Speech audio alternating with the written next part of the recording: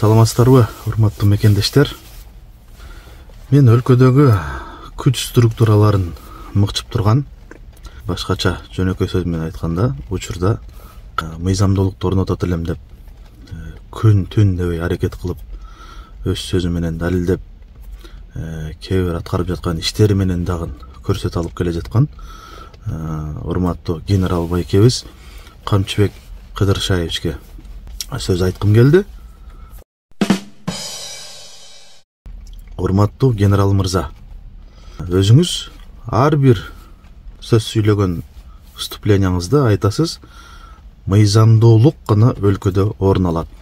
Мыйзамсыз аракеттердин баарына бөгөт коюлат деп. Биз ушул аракеттердин үстүндө тынымсыз күнү түнү эмгектенип келе жатабыз деп. Ушул сөзүңүзгө ишеним артуу менен айткым келет. Белгилүү саясатчы Бүтүн Кыргызстан деген саясий партиянын лидери, учурдагы жогорку кеңештеги парламенттик Бүтүн Кыргызстан фракциясынын лидери Адахан Кимсанбаевич боюнча айткым келет. Сиздин албетте кабарыңыз биринчилерден болуп бар. Адахан мырзанын ден соолугу канааттандырарлык эмес акыбалда. Болгондо да абакта кармаганга такыр мүмкүн эмес деген жагдайлар менен кабарыңыз бар. Ал киши кече жакында эле бир эле учурда 4 жолу жүрөгү токтоп, бир гана Кудай сактап турган кербези. Сиз дагы кайталагым келет. Эгер мыйзамдуулукту орнотом деген пикириңиз жигиттик сөз боло турган болсо, эмне үчүн бул маселе боюнча көңүл кош карап жатасыз? Мен билем, ошондой эле жалпы кыргыз элинин дээрлиги билет. Пикириңиздер жакшы эмес Адахан Кимсанбаевич менен.